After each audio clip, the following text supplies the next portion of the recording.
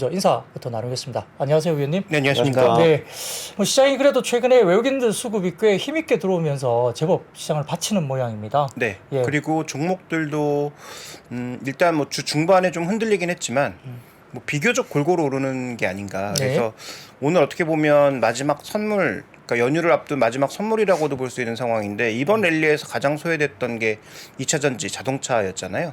근데 오늘은 2차 전지 종목군들도 뭐 일정 부분 반등해서 뭐 만족할 만한 반등은 물론 아니었겠습니다만 그래도 뭐 좀 소외됐던 어떤 종목군들의 반등이 있었다라는 것은 좀 눈에 띄는 부분이고요.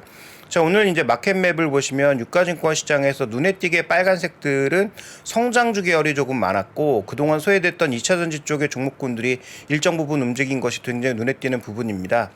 자, 그 다음에 이제 뭐 카카오뱅크를 포함해서 뭐 이런 종목군들이 전체적으로 좀 오늘 많이 올랐죠. 그래서 뭐 파란색 종목군들이 부분 보이긴 하지만 전체적으로 상승 분위기가 많았다라는 점. 그래서 통상적으로는 연휴를 앞두고 좀 쉬어가는 경우가 많았는데 그래서 장 초반에 지수가 흔들릴 때 역시 연휴를 앞두고서는 좀 차익 매물이 있구나라는 그런 생각을 할 수도 있는 구간이었지만 외국인들이 오후장에 조금 힘을 내주면서 그리고 기관 투자자들의 매물도 줄어들면서 일단 뭐 전체적으로 골고루 오른 그런 시장의 흐름이 아닌가 이렇게 볼 수가 있습니다. 특히 오늘 같은 경우에는 그동안 외국인들이 큰 관심을 가지지 않았던 코스닥 시장 쪽으로도 일부 매기가 들어오기 시작하면서 코스닥 쪽 분위기도 괜찮았다라는 거죠. 그래서 뭐 물론 이렇게 시퍼런 종목군들도 몇 개 보이긴 합니다. 시가총액 비중이 조금 있는 종목군들 중에서 개별 악재가 좀 노출된 종목군들, 특히 바이오 쪽에서 일부 종목군들의 악재가 노출되면서 하락하기도 했지만 그 외 종목군들을 보시면 뭐 에코프로비엠이라든지 LNF 같은 종목군들도 정말 오래간만에 뭐 동반 반등 정도를 보였고요. 자, 업종으로 봤을 때 지금 뭐 레인보우 로보틱스 같은 경우에는 뭐 최근 상승이 무서울 정도로 가고 있고 뭐 PNT도 오늘 수주 관련 얘기가 나오면서 일단 뭐 PNT만 오른 건 아니고 장비주들 쪽에 일부 종목군들의 흐름들이 조금 있었고요. 톱텍도 오늘 또 긍정적인 2차 전지 관련된 수주 소식이 나오면서 주가가 좀 움직이는 모습. 그래서 일단 오늘은 코스닥 시장도 외국인 수급이 조금 들어왔다라는 점. 전체적으로 시장에서 뭐 예전에 말씀드렸던 것처럼 이번 주는 감속 1월 말 FMC가 확실하게 어떤 방향성을 보여주기 이전까지는 지금의 방향성을 크게 훼손하지 않는 가운데에서 뭐 종목 순환이 조금 더 이어질 수 있는 그런 상황이 아닌가 이렇게 좀 봐야 할 것 같습니다. 뭐 시장에서 대형주 중심으로 일단 거래소 쪽에 외국인들이 계속 사고 있는 모습이 보여서 거래소도 빠지지 않고 또 1월 중에 중소형주들은 꽤 수익률 게임을 좀 하는 듯한 느낌도 드는 정도로 네. 활발하게 종목별의 어떤 수익률은 굉장히 좋게 나타나고 있는데요. 그렇죠. 이건 뭐 수익률 게임 수준을 좀 넘어서는 게 아닌가 싶을 정도로 AI라든지 로봇 관련주들의 상승폭은 굉장히 좀 눈부셨고요. 네. 자, 오늘 시장 이제 특징주들을 좀 살펴보면 뭐 말씀해주신 그런 종목군들은 뒤에 이제 따라 한번 언급해 보도록 하고 오늘 이제 가장 눈에 띄는 종목은 저는 일단 뭐 포스코가 아닌가라는 생각이 드는데요. 일단 이 철강주들의 움직임이 두 가지 정도를 눈에 띄게 좀 봐야 할 것 같은데 첫 번째는 지금 이제 뭐 고려아연이네요. 일단 처음에 가장 눈에 띄는 종목으로서 우리가 좀 봐야 되는 것은 뭐 포스코인데 자, 이 포스코의 전반적인 상승세에서 가장 눈에 띄는 것은 최근에 신일본제철이라든지 아르셀로미탈이라든지 글로벌 철강주들의 급등이 나타나고 있다는 점을 가장 주목해 봐야 할 것 같습니다. 물론 실적은 안 좋지만 1분기를 기점으로 실적이 턴어라운드 할 것이라는 기대감도 있고요. 중국의 열연 가격이 최근 들어서 뭐 괜찮은 모습을 보이면서 가장 상관관계가 높은 중국 열연 가격이 돌았다라는 부분도 긍정적인 부분으로 다가오고 있는 것 같고요. 글로벌 철강주의 전반적인 반등에 그동안 조금 미적지근하게 움직이는 듯하다가 오늘은 뭐 외국계 창고의 매수와 함께 좀 비교적 강한 모습으로 마감한 것이 눈에 띄는 부분이었고요. 자, 그 다음에 또 하나 눈에 띄는 종목으로서는 오늘 뭐 건설주를 빼놓을 수 없을 것 같습니다. 건설주가 네, 오늘 현대건설이 꽤 많이 올랐죠. 네, 현대건설뿐만 아니라 오늘 뭐 네. GS건설, 대우건설, 네. DLENC, HDC 뭐 여러 종목군들이 대거 강세를 보였고 시가총액 비중이 좀 높은 종목군들이 대부분 강세였거든요. 근데 이제 오늘 리포트 내용은 뭐 실적적인 측면에서 뭐 안정적인 실적 이런 얘기가 나왔는데 제가 이제 화요일 날 이 시간에 나오면서 드렸던 말씀은 미국 시장에 굉장히 뜬금없는 신고가 종목군이 있다. 미국의 주택건설주들이 지금 대거 신고가다.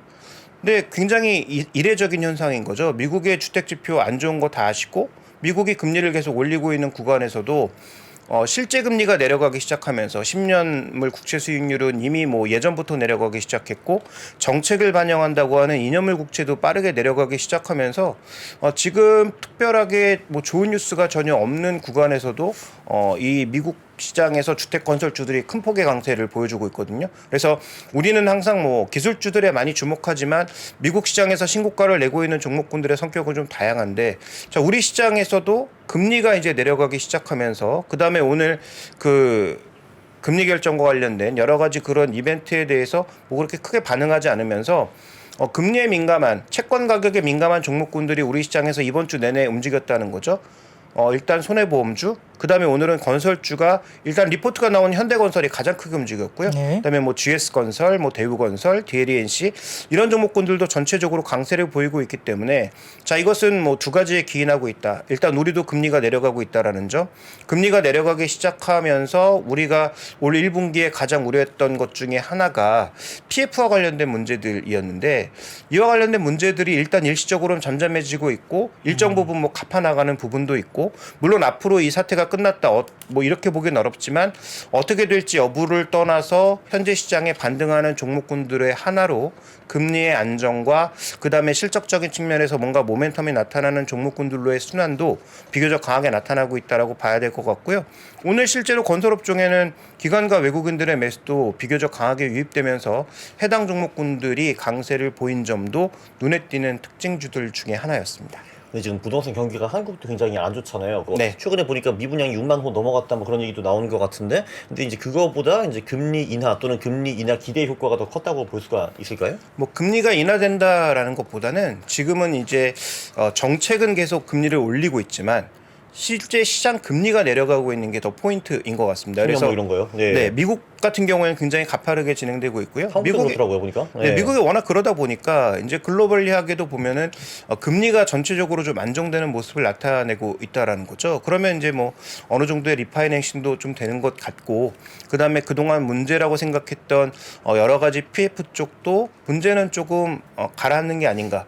그러면 이제 여기서 우리가 하나 살펴봐야 될 것은 가장 이제 금리에 민감하다고 볼 수 있는 증권주도 움직이나 뭐 이런 것도 한번 이제 좀 살펴볼 필요는 있을 것 같은데 아직 거기까지 가기에는 조금 무리수인 것 같고, 어쨌든 지금 현재 구간에서 오늘 현대건설의 실적이라고 포장되어 있지만 제가 보기에 큰 그림에서는 안정된 환율과 안정된 금리 자체가 해당 종목군들에게 조금 더 모멘텀을 준 것은 아닌지 살펴봐야 될 것 같습니다. 그 오늘 장중 사실 그 건설주에 좀 영향을 미쳤던 내용은 그 국토교통부의 그 보도자료, 사우디 쪽에 원팀코리아 관련된 보도자료가 좀 나간 것이 좀 센티적으로 좀 오후장에 영향을 미쳤던 것 같아요. 뭐 내용적으로 뭘 계약을 했다 이것보다는 사우디나 이라크, 카타르 쪽에 이제 뭐 어떤 수주, 주택 현장이라든지 이런 쪽에 방문하면서 뭔가 약간 기대감을 불러일으킨 듯한 국토교통부의 정식 보도자료가 오늘 오후에 나왔는데 그 이후에 뭐 건설주가 좀 많이 힘을 받으면서 좀 수급이 쏠리는 모습도 좀 보였습니다. 그런 얘기를 좀 이따가 이제 알파고 선생님께 여쭤보면 되겠군요. 네, 그렇습니다. 자, 그러면 뭐 그 외에도 뭐 특징주나 뭐 수급 특징이라 이런 것들 좀 설명해 주십시오. 네, 일단 뭐 주간 단위로 몇 가지를 좀 살펴보고 싶은데요. 일단 주간 수급에 있어서의 가장 큰 특징 말씀해 주셨던 것처럼 외국인들이 우리 시장에 계속 유입되고 있다. 그것도 거의 매일 매수하고 있다라는 게 가장 큰 특징인데 그런데 외국인들이 계속 삼에도 불구하고 주중에 이제 조정이 있었잖아요. 네. 그 조정이 나타나는 요 3일간의 특징을 보시면 외국인들이 사긴 샀는데 장중에는 팔고 종가에는 사는, 그러니까 마감 동시호가에 매도 금액을 전부 뒤엎을 정도의 매수가 유입되는 그런 양상이었다는 것이죠. 그래서 결과로 보면 조금씩 계속 들어왔는데 장중에 미치는 영향력은 굉장히 제한적이었다. 그래서 뭐 그게 뭐 일시적인 뭐 공매도일지 아니면 뭐 외국인들이 뭐 장중 뭐 계속 뭐 일시적으로 그 밸런스를 맞추기 위해서 뭔가 계속 포지션 조절을 하는 것인지는 모르지만 어쨌든 이번 주에 외국인이 산 특징은 전반적으로 보시면 종가 부근에 더 강화되는 모습을 보이고 있어서 최종 금액으로 판단해 보면 뭔가 수급이 굉장히 양호한 것 같은데 장중 미치는 영향은 제한적이었다. 그래서 이번 주는 전체적으로 감속이 나타난 그런 한 주였다라고 봐야 될 것 같고요. 그러면 여기서 우리가 알 수 있는 것은 다음 주에 뭐 주요 기업들의 실적 발표가 미국부터 시작해서 우리나라도 다 이어지잖아요. 그래서 어저께 제가 그 클로징 벨에서 산계라는 표현을 썼는데 이번 주가 감속이었다면 다음 주는 흩어질 산 펼칠 개. 결국은 개별 기업의 실적에 따라서 종목 장세가 다시 또 펼쳐질 가능성. 그래서 그렇게 좀 단어로 축약해 보면 이번 주는 감속이었고 다음 주는 종목별로 산계될 가능성. 그래서 실적이 얼마나 좋으냐 나쁘냐, 또 그에 따른 시장 반응에 따라서 해당의 같은 업종 내 종목이라도 실적에 따라 이렇게 약간 주가 차별화가 나타날 가능성이 좀 있지 않나 이렇게 봐야 될 것 같습니다. 그래서 어쨌든 주간 스쿱에서의 가장 큰 핵심 포인트는 외국인이었지만 외국인들이 약간 발톱을 좀 감춘 듯이 종가 부근에만 매수를 강화하는 모습을 주중에 보였고, 그래도 주말 오늘 같은 경우에는 장 초반부터 꾸준하게 매수를 확대하다가 종가 부근에도 매수를 좀 늘려나가는 그런 모습을 보인 것이 특징이고요. 업종 특징을 보시면 그 주 후반 들어서 오늘 같은 경우에는 이제 종목군이 좀 확산된 모습이에요. 아까 말씀드렸던 뭐 건설주도 좀 사고 포스코도 좀 사고 이런 모습이었는데, 주 초반의 모습은 여전히 반도체와 은행 업종으로 조금 집중되는 모습을 보였다라는 점도 특징입니다. 그래서 종목 확산은 주 후반에 나타났다라는 것이죠. 그래서 주 초반에는 반도체 쪽에 좀 집중되는 그런 양상, 그래서 지수는 상대적으로 묶어두고 개별 종목의 변동성은 조금 확대되는 그런 모습으로 움직였던 점이 특징적인 부분이었던 것 같고요. 자, 주간 특징주는 4가지를 선정해 봤는데, 뭐 포스코도 있지만 일단 포스코는 2차 전지와 관련된 내용들도 좀 섞여 있기 때문에 좀 더 퓨어한 종목군을 보시면 현대제철이다. 그러니까 현대제철도 뭐 실적이 당장 좋아질 것 같지는 않은데, 아까 말씀드렸던 글로벌 철강사들의 반등, 그 다음에 최근 나오고 있는 여러 보고서들을 보시면 현대제철도 실적이 개선될 것 같다는 믿음, 그 다음에 중국 경기의 회복에 따라서 중국 열연 가격의 반등, 뭐 이런 것들에 굉장히 민감하게 반응하는 모습이었고요.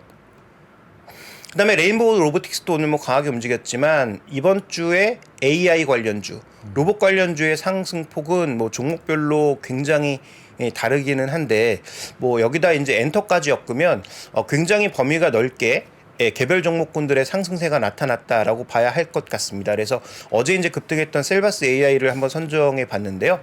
이게 이제 정말로 잘 될지 안 될지는 우리가 명확하게 알기는 어렵지만, 지난주에 이제 전략적인 아이디어 측면에서 말씀드렸던 대로 실제로 이번 그 CES에서 가장 이제 부각받았던 것은 메타버스와 실제로 리얼로 돌아갈 수 있는 그런 기술들에 관심을 좀 가지는 부분이 있었고, 국내 내부에서도 지금 뭐 KT를 축으로 해서 챗 GPT 같은 그런 서비스가 런칭할 가능성도 언급이 되고 있습니다. 다만 이것이 뭐 글로벌 시장에서 영향력을 발휘할 수 있느냐, 플랫폼화 될 수 있느냐, 이걸 지금 얘기하기는 어렵죠. 다만 지금 시장이 주목하고 있는 것은 지수가 상대적으로 좀 안정적인 흐름, 뭐 조정을 흐름을 보였던 그 구간에서 가장 강한 테마로 선택했던 것은 뭐 에러베어 중에 로봇과 AI였다라고 좀 볼 수 있는 상황인 것 같고요. 그 다음에 이제 그 중국이라고 하는 이슈가 또 여기 들어갈 수밖에 없는데, 오스템 임플란트를 포함한 뭐 치과 관련주들, 그 다음에 의료기기 관련주들도 이번 주 뭐 강세를 보인 종목군들이 꽤 존재하고 있는데요. 자, 오스템 임플란트도 아시는 것처럼 중국의 리오프닝과 더불어서 뭐 실적이 더 올라갈 가능성, 뭐 이런 것들 때문에 최근에 주가가 전고점을 넘어서 신고가를 또 보여주고 있는 이번 주에 굉장히 성과가 좋았던 대표 종목들입니다. 그래서 뭐 이런 주간 특징주는 뭐 지금도 좋다, 더 올라갈 거다라는 말씀을 드리는 게 아니라 뭐 주간 특징이 그랬다라는 것이고요. 실제로 오스템 임플란트뿐만 아니라 여러 치과 관련주들의 흐름이 좋아지고 있는 것은 아무래도 이제 중국의 리오프닝과 관련된 흐름이 일부분 연결되어 있다라고 볼 수가 있는 것이고, 항공주도 마찬가지죠. 대한항공도 오르긴 했지만 뭐 비교적 완만한 강도의 상승이었다면 에어부산, 뭐 TA항공, 뭐 이런 종목군들이 이번 주 주간 수익률로 봤을 때 굉장히 큰 폭의 수익률을 보여주면서 뭐 전체적으로 뭐 시장 수익률을 훨씬 넘어서는 강한 상승세를 보여줬는데요. 여기도 물론 아까 말씀하셨던 일본이라고 하는 가장 중요한 모멘텀이 있죠. 일본 노선이 회복되면서 대부분 적자를 크게 줄이거나 흑자로 전환될 가능성. 그런데 이제 더 중요한 건 중국까지 여기에 얹으면 그러면 일정 부분 더 확대될 개연성이 있다라는 점 때문에 뭐 시장에 좀 주목을 많이 받고 있는 것 같습니다. 다만 이런 항공주들의 실적이 계속 이어질 수 있느냐에 대해서는 조금 논란이 될 수 있고요. 그 다음에 실제로 4분기 실적이 나왔을 때 뭐 환율이라든지 유가의 조정이라든지 이런 것들을 통해서 얼마만큼 유효한 실적을 가지고 있는지, 또 장기적으로 나올 물량들은 언제쯤 흘러나올 수 있는지에 대해서도 조금 판단은 필요할 것 같습니다. 네, 저도 내일 주식을 위해서 제주항공을 한번 타봅니다. 거기도 꽤 많이 올랐더라고요, 최근에 보니까. 그리고 이제 조금 전에 부장님도 말씀하셨는데 이제 돈이 좀 DM, 그러니까 저기 선진국에서 EM, 그 좀 개발도상 쪽으로 흐르는 좀 모습이 보인다라고 말씀하셨는데 그것도 자료를 준비해 오신 것 같더라고요. 네, 뭐 최근에 이제 말씀드릴 때 계속 언급드리고 있는 건 결국은 시장을 움직인 가장 마켓 드라이버, 가장 강한 마켓 드라이버가 뭐냐라고 하면 누구나 다 이걸 선택하실 수밖에 없을 것 같은데요. 달러 약세죠. 네. 그러니까 달러 약세가 불러낸 것이 실제로 환율 측면에서도 아시아 통화와 유럽 통화의 비교적인 강세를 주간 단위로도 보였고요. 그 다음에 주가로 보시면 더 뚜렷하게 나타나는 게 여기 인도네시아, 그리스, 상해 종합, 뭐 그 다음에 뭐 일본도 일부 포함되어 있고 아시아와 유럽만 포함되어 있는 것이 주가와 환율 부분에서 아주 뚜렷하게 나타나고 있습니다. 근데 이게 이번 주만 나타난 현상이 아니고 1월 초반부터 쭉 이어진 현상이라는 거죠. 지금 원달러 환율도 어느새 지금 1230원을 위협하고 있지 않습니까? 그래서 이런 부분들을 고려해 봤을 때 지금 시장에서 가장 중요한 마켓 드라이버는 외국인 매수를 촉발하는 요인도 그렇고, 그 다음에 전 세계 시장을 이끌고 있는 중요한 변수는 결국 환율, 달러의 약세다. 그러면 달러의 약세가 다음 주까지 지속적으로 이어지면서 유럽 증시나 이머징 마켓을 더 밀어줄 것이냐, 아니면 속도 조절을 할 것이냐 여부를 중요하게 살펴봐야 될 것 같고요. 이번 주에 그 중요한 변수로 BOJ를 봤는데 BOJ는 아무것도 한 게 없었죠. 그래서 엔화 같은 경우에는 131엔까지 발표 직전에 치솟았다가 발표하자마자 급전직하하는, 그래서 환율이 그 정도의 변동성을 하루에 급격하게 보이는 것은 정말 뭐 쉽지 않은 일인데, 그 정도의 변동성이 나타나는 것을 보면 뭐 시장의 기대와 좀 다르게 흘러가는 부분이 분명히 있는 것 같고요. 그렇다면 그 와타나베 부인들이 자신들이 엔화를 베이스로 해외 투자했던 것을 청산하지 않고 좀 더 유지할 가능성, 혹은 뭐 추가 투자가 조금 더 뭐 이어질 가능성, 뭐 이런 부분들까지 얘기가 좀 흘러나오고 있는 것 같습니다. 그래서 달러 약세와 이머징 강세가 지금 거의 동의어로 판단되고 있는 상황이어서 아마도 이 1월 반등의 전체적인 고점에 대한 판단은 달러 약세와 외국인 매수가 어디까지 진행될 것인가가 결국은 키를 쥐고 있는 것이 아닌가 볼 수가 있을 것 같습니다.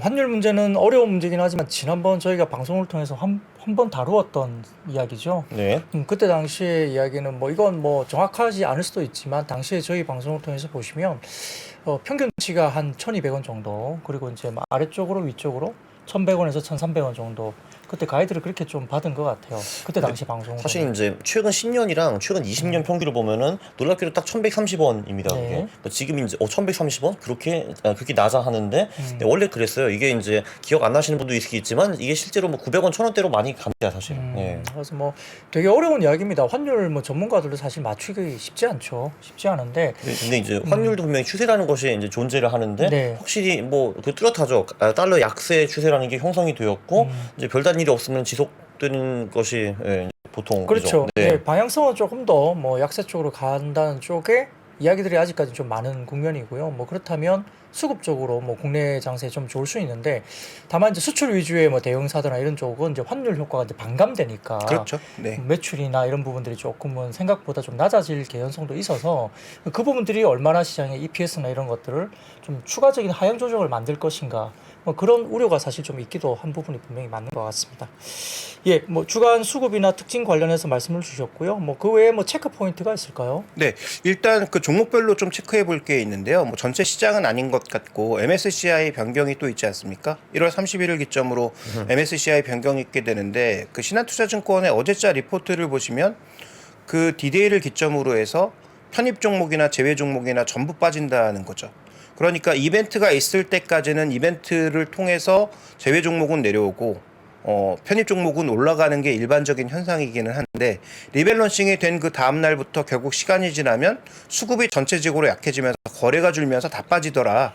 이게 이제 2020년부터의 평균이라는 거죠. 그러니까 과거 평균이 이랬다고 해서 이번에도 동일하다 이렇게 볼 수는 없습니다만 지금 시장의 전반적인 거래 볼륨이라든지 그다음에 시장의 전체적인 매매 강도가 그렇게 높지 않은 구간이기 때문에 그렇다면 이 해당 종목이 뭐냐? 지금 시장에서 언급되고 있는 건 세 종목인데요. 하나에어로스페이스, 카카오페이가 MSCI에 신규 편입된다. 그러면 디데이 이후 그러니까 다다음 주이기는 한데 1월 30일 이후로 리밸런싱이 제외되면 지금까지 유입되고 있는 그 강한 외국인 수급이 없어질 수도 있는 부분이 있기 때문에 미리 좀 챙겨보실 필요가 있을 것 같고요. 그다음에 메리츠 금융지주 같은 경우에는 이제 종목들을 합치는 과정에서 일단 유출입 편입 자체가 또 존재한다라는 점에서 그 부분을 한번 주목해서 보실 필요가 있겠습니다. 그래서 개별 종목들의 수급 관련된 변동성도 챙겨보실 필요가 있겠고 다음 주에는 뭐 다 아시는 것처럼 LG에너지 솔루션의 그 1년 지난 물량도 결국 일정 부분 풀릴 수 있기 때문에 그게 이제 미리 선반영했다고 해서 그날을 기점으로 올라갈지 아니면 물량이 정말 흘러나오면서 추가적인 약세를 보일지는 모르지만 어쨌든 그런 수급 이벤트가 있는 종목군들에 대해서는 좀 미리미리 챙겨볼 필요가 있겠다 이렇게 좀 말씀을 드려보고 싶고요. 그러면 그 두세 친구들이 들어가는데 나오는 친구들은 없나요? 오늘? 어떤가요? 지금 나오는 종목도 한 종목 있는데 네. 그 종목은 제가 좀 기억을 못하겠네요. 네네. 아마 한 종목은 제외되는 것으로 알고 있는데 예. 아마 근데 실제로는 그 종목은 아마 수급이 안 좋아져서 미리 빠지고 있거나 뭐 시장 수익률을 비트하지 못할 가능성이 높기 때문에 네. 뭐 중요도는 좀 떨어지는 것 그죠. 같습니다. 자, 그다음에 이제 또 한 가지 우리가 살펴봐야 될 것은 다음 주에 일정에서 뭐 가장 중요한 것은 뭐 누가 뭐래도 실적일 텐데요. 일단 우리가 이틀 쉬잖아요. 그래서 수요일부터 맞이하게 되는데 그 이전부터 미국에서는 뭐 로키드 마틴의 실적 발표도 있고 뭐 중요한 기업들의 실적 발표가 있는데 수요일 날 마이크로소프트, 그다음에 ASML 같은 종목군들의 실적 발표가 있고요. 그다음에 뭐 테슬라, 에코프로비엠 같은 종목군들의 실적 발표가 우리나라 미국에서 모두 이어지고 있기 때문에 이런 주요 기업들의 실적 발표가 반등의 모멘텀이 될 것인지 아니면 오히려 반등했던 종목군들의 차익 실현 모멘텀이 될 것인지에 대한 확인이 좀 필요해 보입니다. 그래서 다음 주 수목금에 우리가 주목하고 있는 주요 2차 전지 관련 종목군들 중에 대형주들의 실적 발표가 많이 이어진다라는 관점에서 해당 종목군들의 실적과 그에 대한 대응을 한 번 정도는 좀 확인해 보실 필요가 있을 것 같고요. 아마 경제지표 측면에서는 그렇게 뭐 중요한 종목군들이 많이 있지는 않아서 경제지표로 인한 전체적인 시장 영향은 조금 제한적일 것으로 보고 있습니다. 근데 사실 이제 가격이 원래 실적보다 먼저 움직이잖아요. 그러니까 그렇죠. 이제 가격이 사실 좀 많이 올라갔다는 거는 실적도 이제 우리가 생각하던 것보다 좀 양호할 수 있다라는 말이 되지 않을까요? 그렇죠. 어떻게 그러니까 보십니까? 이제 말씀드렸던 것은 그 실적으로 인해서 주가가 더 올라갈지 내려갈지에 대한 판단, 말씀하신 것처럼 주가가 선반영했으니까 그런 이벤트가 나왔을 때 시장은 그것을 어떻게 받아들이느냐. 지금 시장 분위기가 분명히 1월 들어서 좋아진 건 사실이잖아요. 외국인 수급도 들어오고 있고. 그래서 만약에 실적이 예상보다 좋을지 나쁠지는 확인해 봐야 되겠지만 그에 따른 반응에 대해서는 우리가 좀 미리 판단하기보다는 이벤트를 보면서 좀 더 판단해 보는 게 좋을 것 같고 그래서 아까 산계라는 표현을 썼거든요. 그래서 네. 저는 같은 업종 내에서도 이제 달라질 수 있다. 아마 이제 이번 주까지는 대부분 업종별로 좀 묶어서 같이 움직였다면 아마 실적을 보고는 좀 다른 선택을 할 수 있다라는 것이고요. 자, 미국 시장에서도 골드만삭스와 모건 스탠리의 실적에 따라서 주가가 확 엇갈리는 모습을 보였잖아요.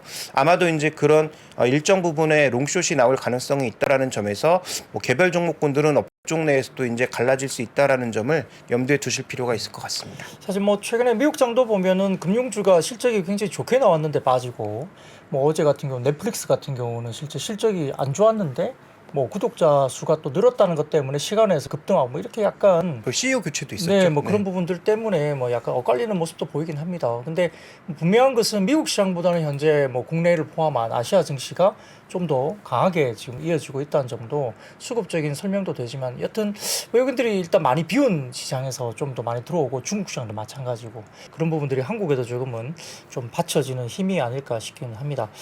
뭐 다음 주 체크 포인트 말씀 주셨고요. 뭐 챙겨봐야 될 업종이나 좀 주의해야 될 아니면 좀 긍정적으로 접근할 수 있는 그런 섹터나 업종이 있을까요? 네, 일단 그 지난주에 말씀드릴 때 저는 뭐 중국이라고 하는 그 키워드가 결국은 제조업까지 연결될 가능성이 높다라고 말씀을 드렸고, 그래서 이제 순수화학 업종에 대해서 주목해 보자라는 말씀을 한 2주 전에 드린 것 같습니다. 근데 실제로 지금 화학 업체들의 그 단기 주가 흐름을 살펴보면 순수화학주와 복합화학주들의 흐름이 좀 다르다는 거죠. 그래서 준비된 그림 보시면 뭐 롯데케미칼도 제가 보기엔 성격이 좀 애매한데, 대한유화, 금호석유, 효성화학, 효성TNC 이런 종목군들이 상대적으로 조금 성과가 좋았고, 반대적으로 태양광 섞여 있고, 그 다음에 뭐 수소 섞여 있고, 다른 여러 가지가 섞여 있는 종목군들의 흐름은 반등을 하기는 했지만 좀 제한적인 모습이거나 탄력 자체가 조금 다른 모습들을 나타내고 있거든요. 그렇다면 아까 이제 철강주에서도 우리가 본 것처럼 중국이 정말로 리오프닝을 하고 제조업의 어떤 흐름을 당긴다면 이런 순수화학 쪽의 종목군들이 이미 벌써 신고가 간 종목도 있는데 더 이 흐름을 이어갈 것인가, 아니면 복합화학 쪽에서 이쪽도 어차피 보면 순수화학 부분은 개선되는 것이기 때문에 상대적으로 덜 움직인 이 종목들이 좀 더 모멘텀을 받을 수 있을지에 대해서도 판단해 보실 필요가 있을 것 같은데요. 최근에 화학업종에 대해서 굉장히 많은 리포트들이 나와 있습니다. 그래서 뭐 신한투자증권, 뭐 하나증권, 여러 증권사들의 그 리포트들이 나와 있는 만큼 리포트의 내용을 한번 참고해 보시면서 어떤 종목이 좀 더 좋을지를 보실 필요가 있겠고요. 제가 좀 인상적으로 본 리포트는 지금 여러 가지 그 화학 제품들 중에 재고가 개선되는 모습을 좀 보이고 있는 것이 하나가 이제 유기실리콘. 네. 그래서 뭐 KCC 같은 종목군들도 좀 주목해 봐야 된다라는 그런 리포트도 있었고, 그다음에 효성 TNC의 스판덱스가 지금 재고와 전반적인 상황이 다 개선되고 있다. 네. 가동률은 올라오고 재고는 빠져 있는. 그렇죠. 예, 그렇죠. 뭐 그런 얘기가 나오고 있기 때문에 그런 종목군들이 이미 올랐죠. 그래서 이미 오른 상황에서 그런 리포트의 버프를 받아서 더 올라갈 수 있느냐, 아니면 말씀드렸던 대로 상대적으로 부진했던 이 복합 기업들이 우리도 순수화학은 개선된다라는 개념으로 움직일 것이냐, 이런 부분들을 한번 좀 챙겨보실 필요가 있을 것 같습니다. 그래서 지금은 이제 많이 올라간 뭐 AI주, 뭐 로봇주 이런 것들도 물론 다음 주에도 더 올라갈 수 있지만 네. 현재 구간에서는 상대적으로 조금 덜 움직인, 그리고 대형주 쪽의 종목군들의 흐름 한번 보실 필요가 있을 것 같고요. 그 다음에 이제 말씀드렸던 대로 다음 주에 이런 종목군들의 실적 발표가 다 나오잖아요. 포스코케미칼, 에코프로비엠, 뭐 LNF 다 나오게 되는데, 오늘 하나투자증권의 리포트를 보시면 지금 추정치로 봤을 때 포스코케미칼이 실적은 안 좋은데 상대적으로 밸류가 높다는 거죠. 그러면 뭐 세 종목이 다 안 좋을지 아니면 포스코케미칼만 안 좋을지는 결과를 봐야 되겠지만, 상대적으로 이렇게 더 밸류가 높은 소재 종목이 빠지면서 균형을 맞추는 것인지, 아니면 상대적으로 덜 오른 종목군들이 올라가면서 균형을 맞출지를 한번 또 다음 주에 살펴보실 필요가 있겠죠. 그래서 어쨌든 이번 반등에서 가장 약한 게 자동차와 2차 전지 쪽인데, 이들 종목이 실적을 발표하면서 이제 방향성을 잡아 나갈지 수급도 는 필요가 있겠고, 종목별로 또 약간 다른 모습을 보일지도 보실 필요가 있습니다. 왜냐하면 지난 9월부터 종목이 확 엇갈리는 모습을 보였죠. 포스코케미칼은 일방적인 강세였고, 그다음에 에코프로비엠이나 LNF는 또 약세를 보여왔기 때문에 이 상대적인 격차를 어떻게 해소해 나갈지를 아마도 한번 보실 필요가 있을 것 같습니다. 자, 그다음에 또 하나 이제 마지막으로 살펴볼 것은 삼성전기를 포함한 종목도 중국 관련 이슈로 보자라고 말씀을 드렸는데요. 왜냐하면 그 MLCC 종목군들 중에 재밌는 건 다 반등하고 있는데, 반등 탄력이 더 좋은 것은 전기차 비중이 낮은 IT 세트 쪽의 비중이 높은 종목군들의 반등 탄력이 더 강합니다. 대표적으로 아지오라든지, 그다음에 타이어 유덴이라든지 삼성전기 같은 종목군들의 반등 탄력이 상대적으로 더 강하다는 거죠. 그러면 뭐 전기차 쪽은 뭐 앞으로 뭐 잘 될 거긴 하지만, 지금 상대적으로 IT 세트의 재고가 쌓이고 IT 세트의 실적이 안 좋아져서 급격하게 주가가 빠지고 실적을 하향시켰던 이런 종목군들이 중국을 리오프닝하면서 공장을 재고동하면 조금 실적이 좋아지지 않을까라는 기대를 먼저 하는 것인가 확인해 볼 필요가 있는 거죠. 그래서 최근에 글로벌 페어링에 대해서 좀 많이 말씀을 드리고 있는데, 일정 부분 좀 맞아 들어가고 있는 것은 뭐 건설 기계와 관련된 부분들인 것 같고요.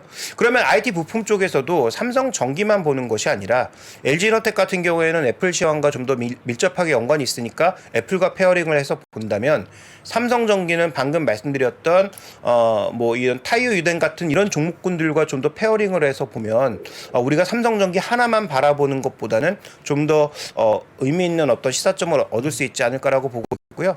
그다음에 이제 갤럭시 23 발표가 2월 초에 있잖아요. 그래서 갤럭시 S23이 나올 때 갤럭시 23과 관련된 종목군들도 부각받을 수 있지만 갤럭시 S23이 뭐 생각보다 그렇게 많이 팔리지 않는다고 하면 그렇게 큰 형님이 나왔을 때 뒤따라 나올 수 있는 중급 제품들, 하이엔드 제품보다 약간 낮은 그 중급 단위의 제품들이 나올 때 어떤 부품들이 또 움직일 수 있는지 이런 것들도 전반적으로 한번 확인해 볼 필요가 있을 것 같습니다. 이 글로벌 페어링이라는 게 한마디로 이제 비슷한 주식들을 이제 좀 보고 이제 같이 비교를 한 다음에 예를 들면 이제 A라는 애가 좀 더 많이 올라갔는데 B는 좀 덜 올라갔다 하면 B를 사는 것도 고려를 할 수가 있고 뭐 그런 거를 어찌 이제 말씀하시는 건가요? 그렇죠. 만약에 계속 같이 안 간다면 그것도 뭔가 이유가 있겠죠. 그럼 그렇죠. 그것도 네. 하나 이제 연구해 볼 만한 가치가 있는 것 같고요. 그래서 최근에 일단 같이 움직이는 종목군들은 우리 시장 내 종목군들도 같이 묶어봐야 되지만 글로벌 종목군들도 한번 묶어서 같이 보시면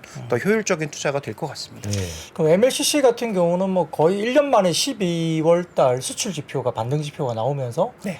바닥에서 일정 수준 올라오고 네. 그다음에 1월 이후에 이런 반등 지표가 추가로 이어지는지를 확인하고 올라가든 반등 지표가 이어지지 않으면 다시 한번 빠지든 뭐 이럴 분위기로 좀 가는 것 같아요. 근데 굉장히 오랜만에 MLCC가 수출 지표가 반등이 나왔거든요. 네, 그리고 그 가동률도 굉장히 낮아졌더라고요. 네, 저도 네. 이제 최근에 한번 자료를 찾아봤는데 뭐 우리나라뿐만 아니라 삼성전기도 가동률이 엄청나게 줄어들어서 네. 지금 과잉 재고가 아마 1분기 내에 그 적정 재고로 맞춰질 것 같다는 그런 보고서도 오늘 올라와 있어서 네. 한번 뭐 참고해 보시면 도움이 될 것 같습니다. 뭐 많이 빠졌던 뭐 낙폭과대 IT 대형주들도 조금은 이제 바닥권에서 살짝 고개를 드는 정도 수준이고 조금 더 체크해야 될 만한 어떤 그런 연속성, 그러니까 뭔가 바닥에서 고개를 들고 올라온 부분들이 한두 달 정도 더 연속성이 좀 보여줘야만이 어떤 시세에 대한 방향성을 좀 잡지 않을까 뭐 그런 생각도 해볼 수 있겠습니다. 자, 오늘 뭐 연휴인데요. 어디 고향 가십니까? 저는 뭐 부모님 계신 곳이 용인이기 때문에 네. 네. 같이 또 이렇게 가까운 곳에 지내시는군요. 저도 집이 용인인데. 그러게요. 예. 저희 부모님이 원래 그 더 시골에 사시다가 그 시골집을 관리하시는데 조금 어려움을 겪으셔서 네. 다시 이제 용인 아파트 쪽으로 나오셨습니다. 그러셨군요. 저는 이제 뭐 마치고 또 지방을 가야 됩니다. 뭐 본가도 가야 되고. 끝나고 이제 내려가시나요? 네네. 지금 네. 이 방송 마치고 이제 빨리 가서 이제 가시는 분들이죠. 예. 내려가야 되기 때문에 뭐 처갓집을 또 가야죠, 열심히. 그래서 대구, 부산 이렇게 찍고 제가 올라올 것 같은데 하여튼 뭐 설날 가족들과 같이 뭐 보내는 활동들이 있는데요. 뭐 많이 모이세요? 어떻게 되세요, 의원님은? 저희는 네. 한 3년 전까지는 그때 이제 큰 집에 어른들이 살아계셨기 때문에 대구로 다 모였거든요. 네. 근데 이제 큰 집 어른 두 분이 돌아가시면서 이제 각자 가족들끼리 따로 이제 하게 돼서 네. 이제 뭐 예전처럼 다 모이진 않고요. 그게 네. 좀 아쉽기도 합니다. 왜냐면 사촌들이랑 정말 1년에 한 두 번이라도 만나서 이런저런 얘기도 하고 글쎄요. 네. 뭐 어떻게 사는지도 알고 하는데 그때 안 만나다 보니까 연락이 더 좀 뜸해지게 돼서 그렇죠. 뭐 생일이라든지 네. 이런 이벤트가 있어야 연락하게 되니까 좀 아쉬운 부분도 있는 것 같습니다. 그렇죠. 어떻게 뭐 설날 때 가족들이랑 모여가지고 주식 얘기도 좀 하고 그러시나요? 어떠신가요? 저한테 물어보시는 분들이 있긴 있죠. 그죠. 네. 네. 있긴 있는데 뭐라고 보통 답변하시나요? 저는 뭐 대형주는 그래도 성의껏 제가 아는 만큼 뭐 저는 뭐 이 방송에서도 뭐 제가 맞던 틀리던 제가 아는 바대로 얘기를 하는데 대형주는 제가 어느 정도 이제 뭐 코멘트를 해드릴 수 있죠. 뭐 이건 이럴 것 같습니다. 제 생각이 이렇습니다. 근데 이제 제가 잘 모르는 중소형주를 물어보실 경우에는 네. 그냥 노코멘트를 하는 편입니다. 네네.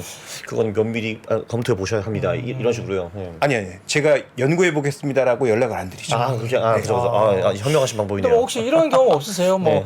구정 때 어떤 종목 이야기했다가 추석 때 싸늘한 어떤 느낌의 뭐 미팅이 되는 어떤 서로 모임이 되는 그런 건 없습니까? 저는 제가 먼저 이 종목이 괜찮을 것 같습니다라고 얘기는 잘하지 절대 안 않기 해요. 때문에 근데 긍정적으로 뭔가를 뷰를 드렸던 뭐 그런 상황에 그러니까 보유 종목에 네, 대해서 네. 뭔가 의견을 드렸을 때 네. 그거를 본인이 좋게 해석하시고 이제 네네네. 추석 때 와가지고 이제 야 너 때문에 내가 10억 부자가 되었다. 20억으로 시작했거든. 이런 게 이제 문제가 되는 거죠 이제. 일단 뭐 저희 가족 중에 그 정도의 부자분은 없으신 것 같고 네. 일단 시작하신 분들 중에서 뭐 의견에 대해서 이제 다시 되묻는 분들은 있죠. 근데 뭐 손해를 보셨거나 뭐 이익을 보셨거나 그 부분을 저한테 얘기하시는 분은 없었던 것 같습니다.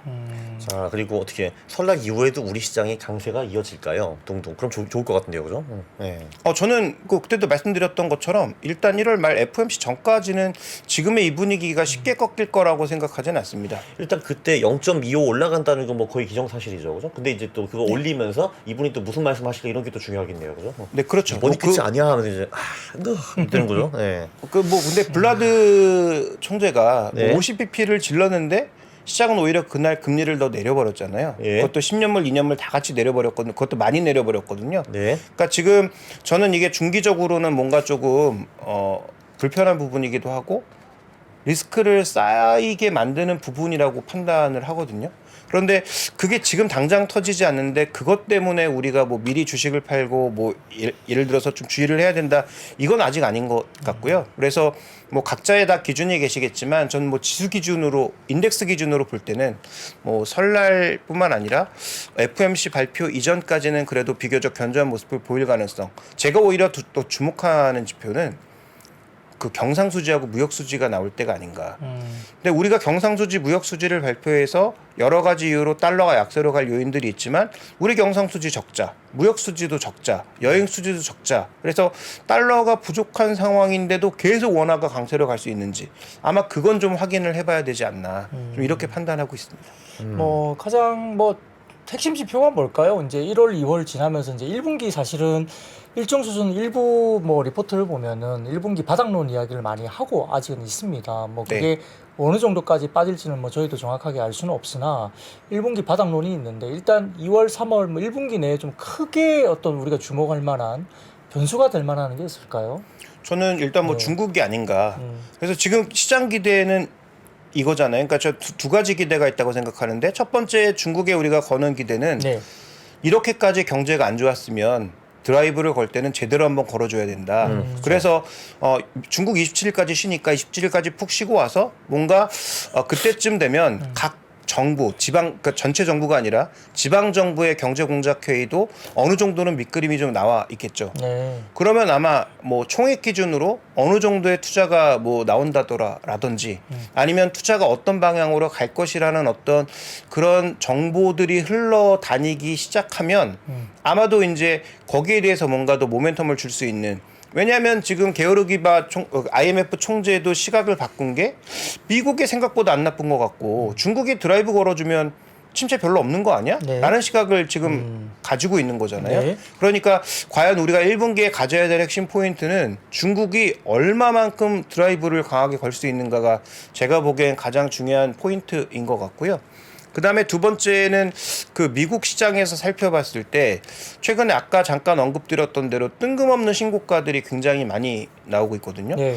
이게 왜 강할까라고 생각되는 그런 종목군들이 굉장히 많이 나오고 있어서 그러면 이 종목들이 강한 이유가 뭔데 그러면 우리 시장에 적용할 수 있는 상승 논리는 뭔지에 대한 판단도 저는 좀 해봐야 될 것 같아서요. 네. 우리 시장에서도 52주 신고가 종목군들을 좀 많이 살펴보시고 어떻게 그룹핑을 해야 될지도 연구해 보셔야 되겠지만 유럽이라든지 미국이라든지 이런 쪽의 신고가는 어떤 종목들이 나오고 있고 이 종목들이 뜬금없이 신고가 가는 이유가 무엇인지에 대해서도 조금은 한번 연구를 해보시면 아마 국내 시장에서도 일정 부분 좀 시사점이 되지 않을까 이렇게 좀 보고 있습니다. 그 중국에 제가 최근에 이제 뭐 방송을 하면서 데이터를 가져와서 이제 저도 방송을 했는데 네.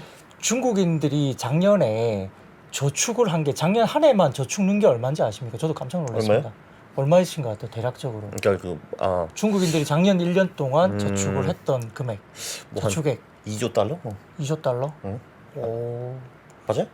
아니에요? 비슷합니다. 아 진짜? 3천조. 3,000조면은 그쵸 한 2.3조 달러? 네, 그냥? 작년 네네. 한 해만 3천조를 모았대요. 그러니까 수익의 3분의 1을 다 저축으로 소위 할게 했다는 없으니까. 거죠. 네. 뭐못 나가게 하니까요. 아, 그쵸. 이제 네. 나가서 이제 그걸 팡팡 쓰겠네요. 네, 그리고 세계 경제가 최근에 살아납니다. 그 중국인들 이렇게 뭐 제가 이렇게 좀 지인을 통해서 물어보니까 예. 하이난에 갔는데 네. 차를 갖고 이제 하이난에 드라이브를 하고 있는데 하이난 현지에서 네. 300m 진입 그 앞으로 나가는데 얼마나 걸린지 아십니까? 하이난에서 4시간? 3시간. 와우. 300m 앞을 진입을 하는데 하이난에서 차로 3시간을 앉아 있었어요. 그냥 걸어가지. 네. 예, 그러니까 뭐 어쨌든 그건 뭐 렌트를 해서 뭐 버릴 수 없는 상황일 수도 있고 그렇긴 그렇죠. 한데 이게 그만큼 이제 한번 풀리니까 정말 무서운 소비가 이게 되는 거죠. 그러니까 이것도 어떻게 보면 누구 말씀대로 이렇게 양날의 검일 수 있어요, 그죠? 굉장히 좋은 어떤 소비 환경이 되면서 우리한테 좋을 수도 있는데 또 그게 인플레를 또 다시 자극을 할 수 있는 부분이 또 될 수 있으니까. 그렇죠. 그래서 지금 뭐 원자재 가격 중에 미스터 쿠퍼가 움직이고 있는 것도 저 중국만 바라보면서 네. 너무 또 선반영하고 있는 거 아닌가라는 네. 우려도 분명히 네. 있으니까요. 네. 그것도 주의해볼 필요가 있고 제가 이제 얘기 들은 것은 그 소위 이제 주링아웃 세대, 80년대 90년대생 고 세대가 네. 지금 뭐 방역만 풀리면 내가 빚을 지더라도 해외에 나가겠다라고 생각하시는 분들이 굉장히 많다는 거죠.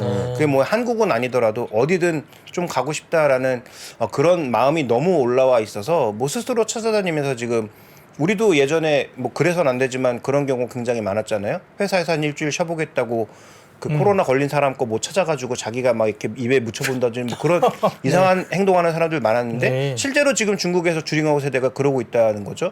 일부러 걸려보겠다고 그 걸린 사람 못 끌어안는다든지 뭐 그런 행태를 통해서 걸리고 나면 뭐 백신을 맞은 효과와 비슷하니까 네. 이제 그렇게 될 만큼 뭔가 기대감이 올라와 있다는 거 분명히 사실인 것 같고 근데 여기서 핵심 포인트는 기대로 주가가 미리 올라가고 있는 상황이기 때문에 실제 1분기 실적이나 1분기 그 부양책이 나왔는데 또 기대에 못 미치면 그 반작용도 그만큼 클 것이기 때문에 뭐 그에 대한 부담감도 분명히 있는 건 사실이다. 그래서 주가가 너무 많이 올라간 것에 대해서 이제 쫓아가는 것은 조금 부담이 있을 것 같고 그나마 이제 좀 실체가 있는 쪽으로 가야 된다라고 판단하고 있어서 저는 뭐 중국 소비주보다는 지금부터는 아까 말씀드렸던 제조업 관련된 종목군들에 대해서 좀 더 한번 관심을 가져보는 것은 어떨까 이렇게 보고 있습니다. 근데 그렇죠. 진짜 근데 보통 해외에 있으면은 정말 중국이든 가끔 보면은 스케일이 좀 많이 다르기는 합니다. 네. 이제 예를 들면 제가 이제 프랑크푸르트에 살았는데 거기 이제 신도시를 하나 만들었거든요. 진짜 엄청 어마어마하게 그 신도시를 만들었는데 네. 그 중에서 한 70~80%의 부동산이 중국인한테 넘어갔어요 그때. 네. 근데 그거는 프랑크푸르트만 그런 게 아닌 것 같고 네. 이제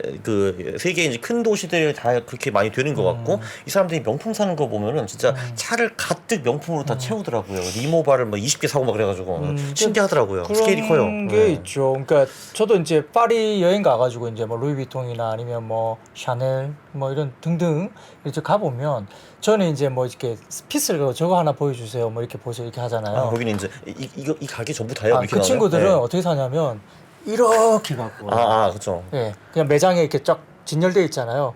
이렇게 쓸어요. 진정한 싹쓸이네요. 네. 그게. 근데 네. 이제 그게 이런 말도 있어요. 그러니까 이 중국을 이제 전문으로 이렇게 좀 이렇게 서칭하는 애널리스트 분 한 분은 또 그런 말씀하시는 게 지나가는 말로 이게 뭐 본인이 원해서 사는 것도 있고 그럼 이렇게 사서 이게 선물을 주기 위해서 이렇게 사간대요. 그러니까 뭐 어떤 뭐 본인 위에 있는 사람들한테 갖다 주기 위한 어떤 물건들도 명품들을 그래서 이제 이렇게 싹 쓸어서 사서 이제 이렇게 선물하는 그런 용도로도 많이 쓴다고 하는데 파리 쪽에 이제 그 샹젤리제 그제 앞에 보면은 이제 루이비통 그 관련된 그 샵이 있는데 네네. 보면 이 1인당 살 수 있는 그게 한도가 있잖아요. 그러니까 그럼 이거 어떻게 하죠? 그러니까 프랑스 이 현지인을 갖다가 대신 어쨌든 세워서 예, 하죠. 그리고 아, 그래요? 아르바이트를 해가지고 허수아비. 예, 네네네. 그 친구들한테 사게끔 하면서 이제 개수 제한이 있으니까 뭐 금액 제한이 있으니까 아르바이트를 좀 시켜서 돈을 주고 그 친구들 들어가서 몇 개 사오고 몇 개 사고 해가지고 다 이제 개수를 채우더라고요. 그걸 근데 유커들 우리나라에 한참 할 때 우리나라에도 그거 많았잖아요. 네. 실제로 이제 오픈런 같은 거 할 때 네. 그 줄 서 있는 분들 중에 상당수는 뭐 아르바이트도 있는데 네. 정말 뭐 꿀알바다. 뭐 물론 아침 일찍 나가는 거 힘들긴 하지만 네. 뭐 서서 몇 개 사주면 뭐 꽤 그래도 돈을 받는 걸로 제가 알고 있었고 그 제 지인 중에서는 좀 네. 알바를 하지 않고 본인이 이제 덜덜 떨면서 그거 사가지고 되팔아서 한 가방에 2~3천만 원 번 사람들도 있어요. 네. 네, 그 저 뭐 제 아는 지인은 원래 그 제약업종에 그 영업직으로 근무했었는데 그 네. 친구가 중국어를 잘해서 한번 이 바이어랑 이렇게 같이 다니면서 이렇게 쇼핑을 한번 도와줬더니 하루 이렇게 도와줬는데 수고비로 준 게 자기 월급 정도를 줘가지고 정말 직종 전환을 엄청 고민했었는데 네. 그 이후에 이제 코로나가 터지는 바람에 명품 대행. 네, 그래서 엄청 자기가 직종 전환 안 하길 잘했다고 저한테 그렇게 얘기하는 걸 들었습니다. 그 최근에 보면은 유럽 시장에서 이제 명품 관련된 주식들 이런 주식들이 신고가 이렇게 네, 비슷하게 가고 맞습니다. 있잖아요. LNVH라고요? 뭐 네네. 이렇게 뭐 분가하는데 이게 보면 저도 사실은 그 파리 가가지고 버킨백을 한번 사보려고 갔었거든요. 그거 어렵지 않아요?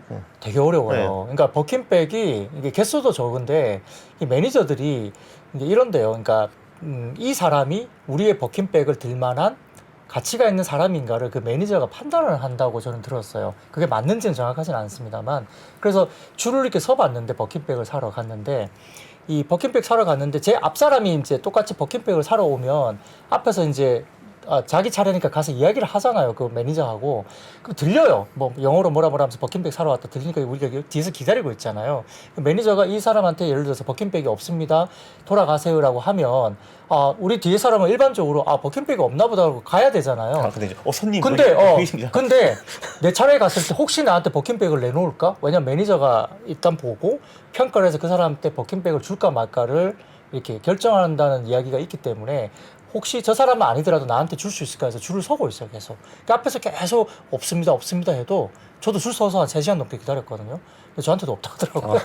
이런 뭐야 근데 진짜 근데 한 10년인가 20년 전에 네. 그 버킨백 차익 거래를 해가지고 돈꽤 번 사람이 책을 쓰기도 했어요. 네. 그러니까 이제 뭐 유럽에 뭐 다 알더라고 뭐 안도라 어디 뭐 숍에 가면은 버킨백이 2개가 있고 뭐 이런 거거든요. 그래서 그걸 사가지고 되팔고 그래서 돈 벌었다 그게 있더라고요. 그래서 여튼 우리가 뭐 사실 보면 작년까지만 해도 유럽 시장 거의 뭐 이제 망가진다 이런 이야기도 되게 우려를 많이 했는데 그 느낌이 어떤 느낌이었냐면 뭐 외국인들이 봤을 때 한국에 뭐 북한이 미사일 한번 이렇게 동해상으로 쏘면 뭐 전쟁 난다 뭐 이런 이야기들 외국인들 되게 위험하다 뭐 굉장히 위험 이렇게 보잖아요 한국. 근데 우리는 사실은 정작 서울에 있으면서 별일 없이 그냥 지내지 않습니까? 그런 느낌을 사실 또 유럽을 우리가 보면서 사실 또 좀 그랬던 것이 아닌가 생각도 들어요. 뭐 유럽이 무너진다 붕괴된다 러시아 사태 때문에 뭐 가스들 포함한 원자재 관련된 이슈에서 굉장히 힘들어지니까. 근데 실제 보면 지금 유럽 시장이 다 고가 뚫고 가고 추세 상향으로 가고 뭐 업종이나 이런 것도 굉장히 강하잖아요. 그러니까 현실을 조금 우리가 또 몰랐던 것도 아닌가 생각도 들어요. 그러니까 한 가지 이제 조금 그래도 걸리는 건 뭐냐면 좀 속도가 너무 빨라서. 그렇죠. 그러니까 뭐 물론 가는 거 좋고 뭐 잘 올라가는 것도 좋은데 유럽 증시가 뭐 다 아시는 것처럼 상대적으로는 뭐 가치주 성격의 종목군들이 더 많잖아요. 네. 기술주보다는. 네. 그래서 그런 종목군들이 뭐 그나마 좀 저평가받고 있었기 때문에 지금 올라가는 것까지는 좋은데 속도가 이게 너무 빠르니까 이게 만약에 정말 환율을 기저로 가고 있는 것이라면 환율 변할 때는 또 급하게 떨어지나 뭐 이런 생각을 좀 하게 돼서 그래서 지금은 어쨌든 마켓 드라이버가 뭔지를 정확하게 좀 판단하는 게 가장 중요할 것 같습니다. 네. 하여튼 뭐 오늘 조금 길게 이게 뭐 저희가 또 이게 가실 분을 또 붙잡고 이렇게 말씀드린 거는 또 우리가 뭐 연휴를 앞두고는 있지만 또 뒷분에 조금 늦게 오신 분도 있어서 어떤 뭐 약간 사담 같은 이야기를 또 잘 또 받아주셔서 너무 감사합니다. 아닙니다. 하여튼 명절 연휴 잘 보내시고요. 네. 뭐 명절 지나고 또 저희가 또 반가운 얼굴로 다시 찾아뵙겠습니다. 네, 알겠습니다. 새해 복 많이 받으십시오. 네, 복 많이 새해 복 많이 받으십시오. 받으십시오. 감사합니다.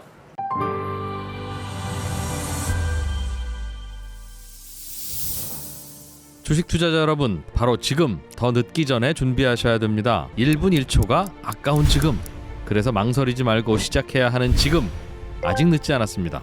반도체, 2차 전지, 인터넷부터 자동차, 바이오까지 2022년에 놓쳤던 투자 흐름을 한 번에 따라잡고 2023년의 기회를 이번엔 절대 놓치지 마세요.